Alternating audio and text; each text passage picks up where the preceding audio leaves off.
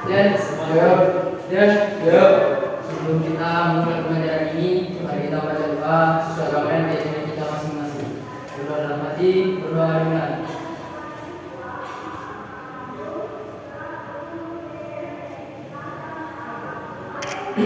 berdoa selesai.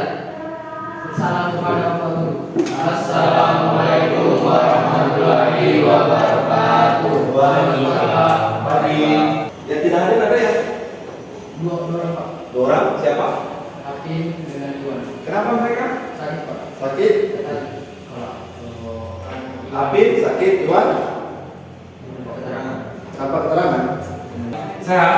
Sehat Pak. Sehat Pak. Ada masalah? Sudah Pak. Tidak galau? Manis sedikit. Oke. Semoga bisa berhasil ya dengan pembelajaran hari ini. Semoga pembelajaran ini bisa berjalan dengan baik.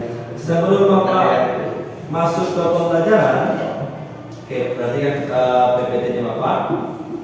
Hari ini kita akan belajar tentang hukum Newton dalam gerak. Jadi nanti kalian akan mempelajari tentang hukum Newton. Nah, sebelum kita masuk ke materi, jadi Bapak mau minta kalian kerjakan soal tes. Waktunya 5 menit. Ya, seperti biasa. Silakan dikerjakan, jangan kerjasama. Ayo, silakan dari pulpen. 5 menit ya. Yakin? Yakin 2 menit? Bapak persilakan mengerjakan. Oke. Waktu habis.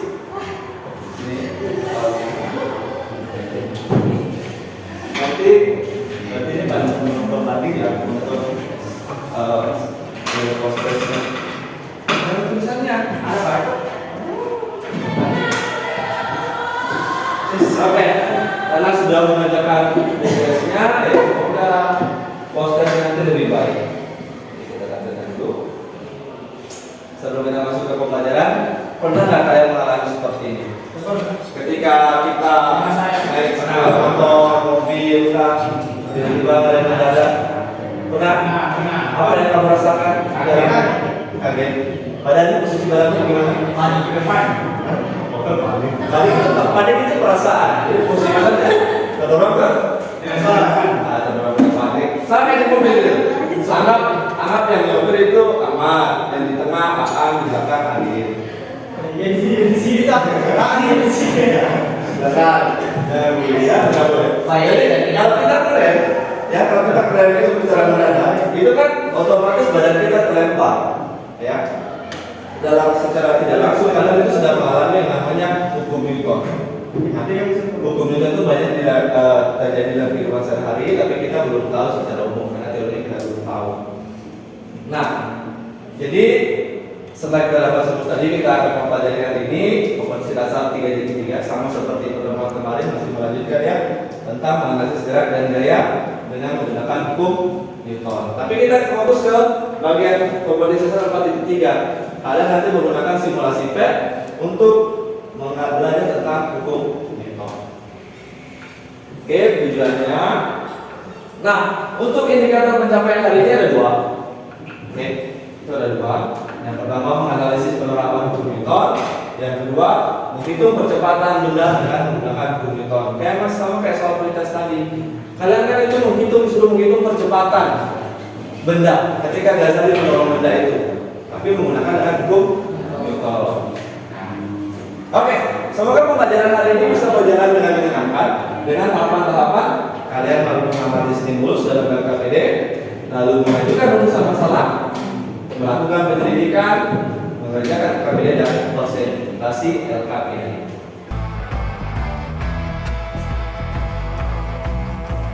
Lanjut di orientasi masalah.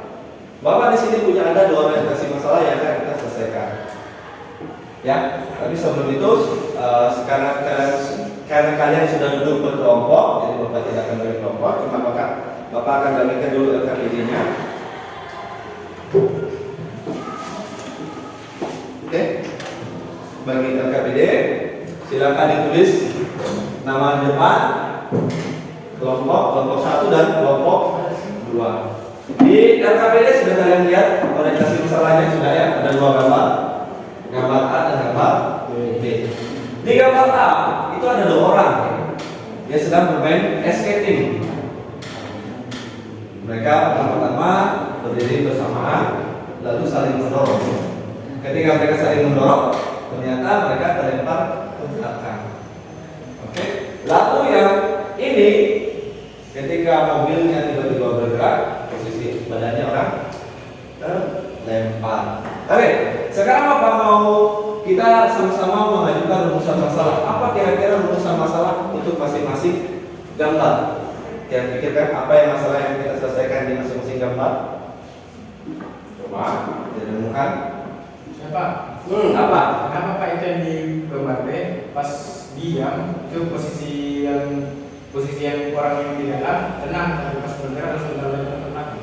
Berarti kita bisa ambil kesimpulan kenapa ketika mobil tiba-tiba bergerak badannya orang terlempar ke belakang. Bagaimana Ahmad? Kelompok 2 nih, ada tanggapan tentang rumusan masalah dari kelompok 1? Jadi betul ini. Silakan tulis, baru lengkapi dengan jawaban sementaranya.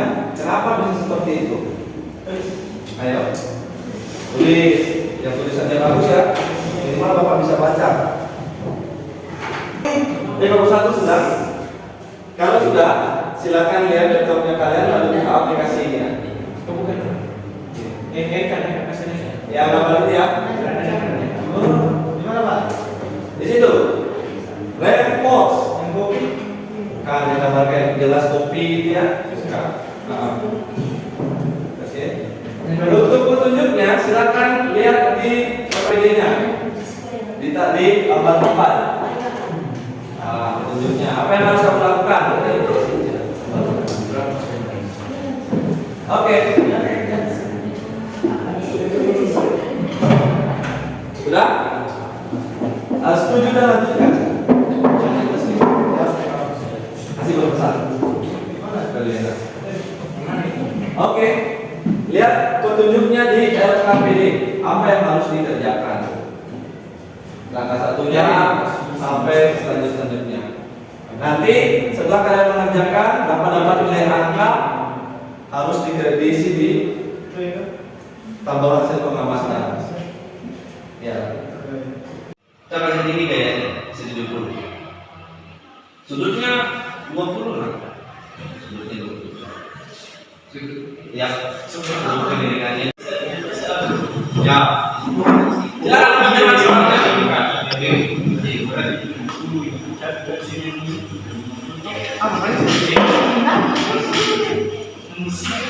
Kita lihat tidak ada kecepatan. Kita hanya melihat perbandingan antara jarak tempuhnya. Eka, kalau ngecek satu kali apa perkalian 6, 7, 8, 9 setelah pelajaran? Apa perkalian 6, 7, 8, 9 setelah pelajaran? Gampang? Tambah lagi? Tambah lagi? Ditambah? Oke? Sudah, kerjakan. Jangan main HP terus berkecil.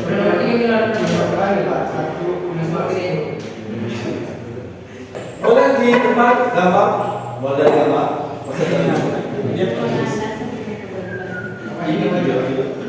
Buka dulu dong.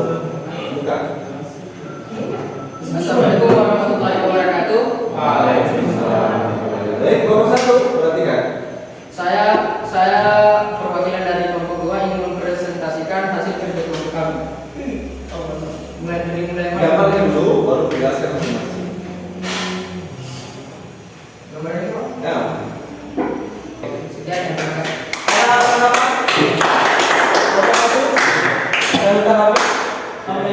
Tidak ada? Oke, silakan untuk gambar giliran lagi kelompok 1 yang presentasi. Ternyata kelompok 1 tidak ada tanggapan. Silakan. Assalamualaikum warahmatullahi wabarakatuh. Ya, Waalaikumsalam. Ya, Saya perwakilan dari kelompok 1 akan menjelaskan hasil.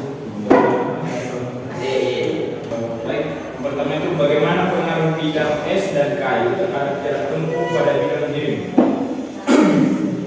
Di bagian kayu itu tidak dapat bergerak dikarenakan kayu memiliki sebuah gesekan, jadi benda yang didorong susah bergerak, sehingga jarak tempuh pada bui dan miringnya itu 0.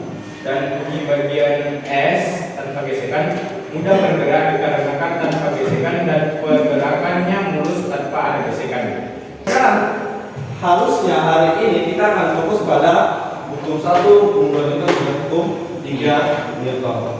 Nah, hukum 1 mengatakan saat suatu benda sedang diam, maka benda akan tetap diam, dan benda yang bergerak lurus beraturan akan bergerak lurus beraturan jika resiko gaya berbeda sama dengan 0. Kalau kita perhatikan di gambar 1, di gambar 1, karena di sini kita menggunakan S, ya, di S berarti tidak ada gesekan. Kalau tidak ada gesekan berarti tidak ada gaya luar yang bekerja. Makanya ketika kalian bermain ice skating, kalian sekali mendorong benda di atas S, benda tersebut akan terus bergerak sesuai dengan bunyi hukum 1 Newton, karena tidak ada gaya luar yang bekerja. Beda dengan yang kalian amati tadi, kayu. Ketika dia menggunakan kayu, ada gaya luar atau ada gaya gesekannya, maka benda tidak akan bergerak.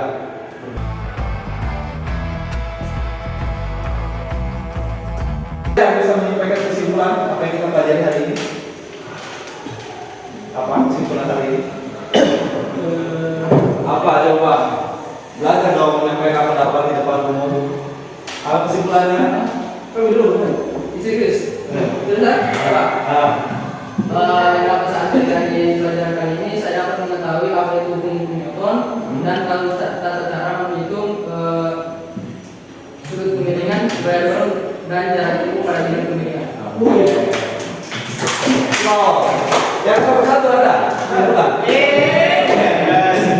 Untuk menutup, Bapak tidak soal proses dan ini harus dijawab dengan benar. Sama? Waktunya 5 menit? Ya, yang tadi. Yang tadi kan tidak tahu. Nah, sekarang minimal harus tahu. Lihat di bahan ajar yang Bapak bagikan. Ada. Boleh kalian lihat LKP bahan ajar. Ini segitu pelajaran ya. Tapi sebelum keluar, Bapak mau tanya dulu apa kesulitan dalam pelajaran hari ini? Rumus. Masih Prosesnya apa yang salah? masih. Ribut. Apa yang lagi? Apa rasa kesulitannya? Apa rasa mudahnya? Rumusnya susah. Dari aktivitas apa yang kurang? Apa ada yang merasa pengen ditambah? Apa waktu? Waktunya Pak. Kita dibatasi waktu, misalnya waktu normal ya lebih banyak lagi seharusnya. Iya. Cerita deh ya. Oke, mungkin begitu saja pertemuan hari ini. Jadi kita pertemuan hari ini, Bapak ucapkan terima kasih atas partisipasinya. Lebih fokus lagi untuk pertemuan berikutnya. Pertemuan berikutnya kita masuk ke materi baru. Materinya adalah momentum dan impuls. Usaha dan energi ya, usaha dan energi itu. Ada rumus-rumusnya dikit. Tetap fisika tidak bisa fisika tidak bisa. Oke, begitu saja ya. Silakan Ahmad pimpin doa baru tutup pembelajarannya.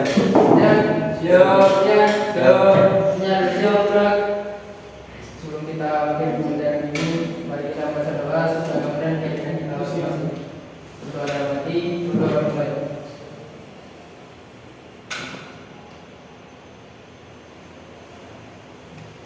Doa selesai. Salam kepada Bapak Guru. Assalamualaikum warahmatullahi wabarakatuh.